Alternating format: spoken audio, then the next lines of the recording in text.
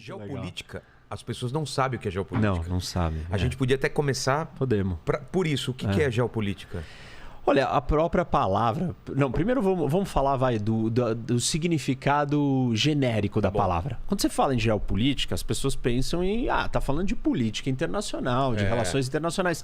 E ela é usada dessa forma, na maior parte das vezes. Sistema internacional, política internacional, questões estratégicas. Mas geopolítica, tecnicamente falando, ou mais precisamente, não é isso. É a combinação de dois conceitos importantes, que é a geografia com a política. Certo. E como que a geografia afeta a política?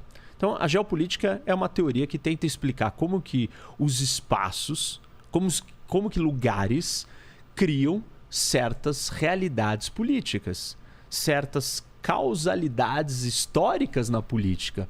Então, basicamente, assim, de um jeito simplista, dá para a gente dizer que a geopolítica vai mostrar para nós o contexto que existe na nossa vida e como que esse contexto, né, esse tabuleiro, essa base, essa realidade vai explicar a nossa realidade política. Mas eu vejo também nas suas aulas, nos seus vídeos e na sua participação aqui, que a história está muito presente também. Você não tem como entender geopolítica se não for lá atrás no tempo e entender o que aconteceu, o movimento dessas populações, antigos tratados e tudo mais, né? Então fantástico isso, né? Porque assim, né? As coisas elas acontecem num tabuleiro. E elas acontecem numa realidade. Nós estamos aqui nessa realidade. Qual o tamanho dessa mesa? Hoje ela era desse tamanho. Porque o estúdio do Vilela era desse tamanho. Exato. Daqui 2 anos, isso daqui é gigantesco. Exato. Uma mesa daqui até ali, uma mesa do Putin sentado com o Macron ou com o chanceler alemão a distâncias. E aí o tamanho do tabuleiro cresceu. E a história vai mudar, porque tem territórios diferentes, tem coisas que vão acontecer nesse espaço. Tecnologia vai alterar a geopolítica. Porque que a internet mudou muita coisa, né? Porque muda os espaços, muda a nossa realidade. Eu não sei se na outra vez que eu estive aqui, eu dei o exemplo de que se a gente estivesse aqui nesse lugar e tivesse menos 20 graus, você não estaria vestido assim. Você falou isso. E nem eu aqui. Se isso daqui fosse escuro e eu não conseguisse te ver, eu provavelmente precisaria de um equipamento para conseguir te enxergar. Uma iluminação. A tecnologia está mudando essa realidade. O frio ou o calor extremo precisam ser modificados para que eu e você consigamos sobreviver ou viver em harmonia num lugar. Então, a tecnologia ela vai alterando a geografia, ela vai alterando o nosso ambiente. Claro que essa discussão ela tem um lado polêmico ou assim, que incomoda muita gente, que é, mas você está dizendo que o contexto está dado. Então quer dizer que o destino está resolvido também. Porque se você está limitado por essa realidade, como é que você se liberta dela, entendeu? E não é isso. Porque vem a tecnologia e muda aquela realidade. O Brasil tem uma história dessa. Costumes. Você altera o solo, por exemplo. A tecnologia alterou o solo do Cerrado brasileiro. Essa é uma grande transformação tecnológica que mudou uma realidade. Faz um país que não produzia petróleo, de repente produzir... Isso, os Estados Unidos, com o xisto, o petróleo de xisto, o gás de xisto, que é uma nova tecnologia, um jeito de explorar petróleo, não da maneira convencionais, com grandes poços, mas quantidades de petróleo menor colocadas em rochas, mas você precisava da tecnologia para extrair esse pouquinho que estava no meio das rochas. Tecnologia que mudou isso. Tecnologia de transporte. Exato. Você navegava a vela. Você estava sujeito ao quê? Aos ventos. Aí você tem a propulsão a vapor, mudou a relação que nós temos com a geografia, com as rotas que a gente pode fazer. Eu só podia fazer a rota que o vento permitisse que eu fizesse. Com o barco a vapor, não. E aí, com um super barco numa velocidade mais rápida, todas as tecnologias vão mudando. As rotas de navegação. Se a gente pensa na navegação oceânica pelo mundo, você vai fazer o caminho das Índias. Você vai dar uma volta por baixo da África para subir, para chegar lá. A hora que você constrói o canal de Suez, acabou. Aí vai lá da Rússia com Alasca. Que se mudar, se derreter o Ártico e você conseguir navios quebra-gelo que existem, que vão abrir um caminho no gelo, você vai ter uma outra rota diferente. A tecnologia vai alterar os meios de transporte, vai alterar a relação que a gente tem com o meio ambiente, a relação que a gente tem com a realidade física, não só do ponto de vista de transporte, mas econômico. cultural, sobrevivência, oportunidades, negócios, riqueza.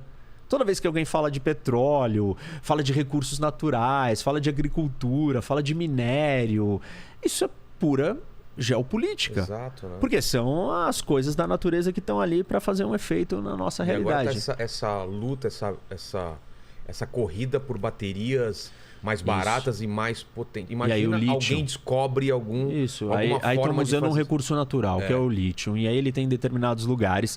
E aquele país que tinha um recurso natural que não era importante antes, de repente se torna mega importante. Aí a frota está ficando cada vez mais elétrica dos carros. Isso. Começa a ter uma mudança de poder também, que era do recurso natural que estava localizado, que era o petróleo, e a gente deixa de ter o petróleo. O petróleo não foi o recurso natural mais estratégico e importante da história do mundo sempre.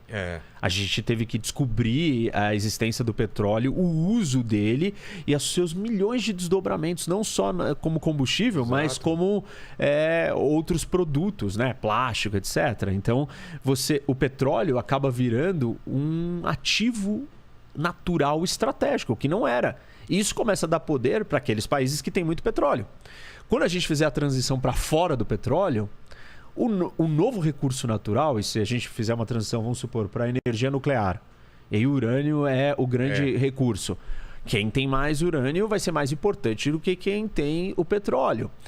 Então, a geopolítica ela está sempre olhando para essas mudanças de rota e de recurso. E o recurso não é só natural, tem um recurso de capital.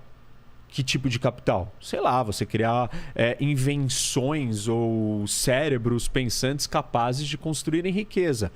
Hoje, você tem a indústria da tecnologia muito importante. Por quê? Porque nós estamos na era da comunicação, era digital.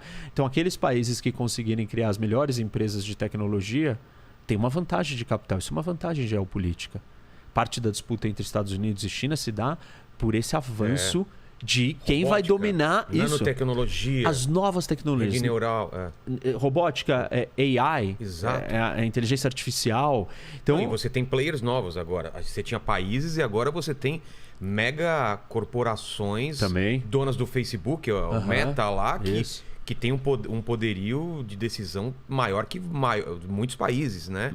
E não só em capital, mas como ele carrega os dados das pessoas. Eu estava vendo, não sei se foi um vídeo seu também, essa discussão sobre o 5G, né?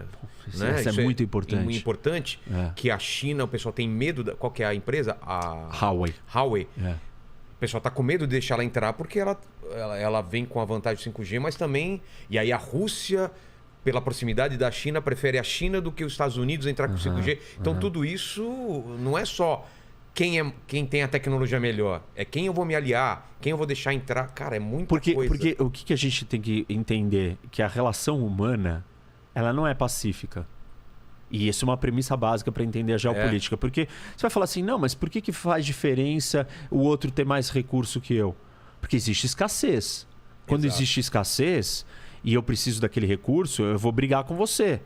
Você não vai virar e me dar a sua comida... se você corre o risco de passar fome. Então nós vamos brigar por aquela comida. Nós vamos brigar pelo território mais fértil, que produz mais comida. Parte do que nós vamos falar hoje sobre a Ucrânia... Tem a ver com isso. Absolutamente. Gás natural. Isso, tem a ver com aquecer a sua casa no inverno, você sobreviver no frio, a sua indústria funcionar, você ter eletricidade, você ter comida. Então... Mas é isso que é fascinante. A gente vive um momento de paz, né? Durante décadas e décadas de paz. A gente pode dizer que tem uma eclosão de uma guerra aqui ou lá, mas a gente vive um momento de paz, certo? E essa paz só é possível porque a tecnologia, de certa forma, proveu uma certa abundância de alimento. Porque se a gente estivesse vivendo uma escassez, um perrengue legal... São graus de escassez, eu diria. Porque a gente não pontuais, né? A gente não tem abundância plena. Não tem. Por quê? Se tivesse abundância plena, não teria porque a gente ter problemas de um ter uma coisa e o outro não. Exato. Aí não teria esse problema. Mas como existe escassez na vida, e é muito difícil quando você fala isso do ponto de vista de discussões políticas e ideológicas mais profundas, o não reconhecimento da existência da escassez causa percepções sobre a realidade bastante distorcidas. Como assim? Tem gente que não tem isso. Aqui tá isso abundante. É injusto. A pessoa parte da premissa que tem para todo mundo. Que tem água para todo mundo, por exemplo. Isto é uma falácia. Não é? Não, água tem pra caramba. Isso é uma falácia. Não temos como dar comida para todo mundo. Não temos. Não temos. Nós não temos essas condições. Por que não temos? Porque existe escassez. Porque você não tem a comida no lugar certo, na hora certa. Ah, não, então tá. Então você tem a comida, mas você não consegue entregar. Não é qualquer coisa não conseguir entregar. Grande problema da Rússia, por exemplo, e eu vou falar disso depois, não ter grandes centros urbanos na grande parte do seu território é porque as distâncias são tão gigantescas que você não consegue levar o alimento até ali. Então não tem como você construir uma grande cidade se não vai ter comida. Então, assim... Muito disso... Água também, né? Água. Condições propícias à vida. Quais são as condições propícias? Certos climas são mais propícios à vida humana do que outros. Morar num deserto, seja de gelo ou de areia, não é um lugar habitável.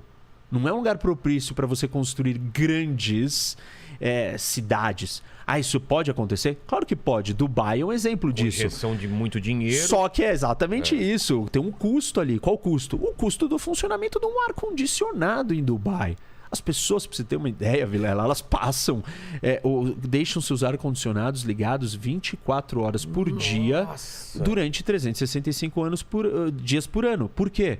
Porque você vai gastar mais energia para climatizar a temperatura de novo se você ligar e desligar. Entendi. Então eles deixam ligado. Mas para você deixar toda essa quantidade de ares condicionados ligados, você precisa ter muita energia. E como que eles conseguiram construir no meio do deserto uma cidade daquele tamanho? Com muita energia. Qual a energia? Eles têm muito recurso natural. Por exemplo, gás natural. Então, eles têm um gasto per capita de energia altíssimo, dos maiores do mundo, para uma cidade. E isso é o homem, né? O ser humano vencendo a geografia, a natureza. Só que tem um custo de outro lado. Qual? Ele está usando um outro recurso da natureza também, que pode acabar. Exato. E aí, se acabar, nós precisamos usar um novo recurso. Tá bom, então vai ser a solar, aí não tem problema. Bom, então nós precisamos de placas solares a custos baixos. Nós não temos o cérebro e a tecnologia para ter desenvolvido essas placas solares ao custo tão baixo, factível para construir uma cidade no meio do deserto daquele porte. Ou eólica, ou energia eólica. Isso. Então é uma corrida constante, nossa, tentando superar o ambiente, o meio ambiente, a realidade física, seja ela com tecnologia, seja ela com inteligência, seja ela vencendo a escassez. E essa escassez ela está distribuída no mundo. Isso causa uma dinâmica de choque, de conflito. Por que conflito? Você vai garantir o seu, uma vez que não tem para todo mundo, você precisa cuidar do seu primeiro. Aí quem é o segundo lugar? Bom, vou cuidar da minha família, da minha esposa, dos meus filhos, dos meus tios, dos meus primos. De quem mais? Do pessoal do meu bairro, do pessoal da minha cidade, do pessoal do meu estado, do pessoal do meu país, pessoal da minha religião, do meu continente, pessoal da minha civilização. A gente não conseguiu formar uma estrutura organizacional de todo mundo cooperando pela humanidade, porque existe escassez. E você, na hora que a sua sobrevivência estiver em jogo, esquece. Você vai defender quem? O seu. Mas você não é justo. Uma discussão complexa, filosófica, moral e ética. O que é justo? Você deixar o seu morrer para dar para o outro? Ou você proteger o seu em detrimento do outro? Mas eu não. Mas isso é muito triste. Não pode ser assim. Pois não pode. Mas existe esse problema no mundo. Nós temos que lidar com essa realidade e a gente faz escolhas. E aí os países, que são essas famílias gigantes, estão disputando esses espaços. E essa disputa não é só porque alguém é ganancioso, egocêntrico e quer ter mais poder e tem problemas mentais. É uma disputa porque você quer a sobrevivência do seu povo. Então você precisa controlar aquele recurso estratégico, aquela comida, aquela entrada, aquela rota. E desde sempre o ser humano faz isso. Na Idade Média... Desde o começo, das primeiras tribos. Colocando muros em volta, as cidades depois com os primeiros bandos. Os primeiros bandos. Os sapiens, né, e os outros andavam em conjunto lidando com a ameaça dos animais. E dos outros. E por que os outros atacavam? Não, porque eles eram bárbaros, não porque competiam civilizados. Porque eles precisavam caçar, comer e eles tinham medo.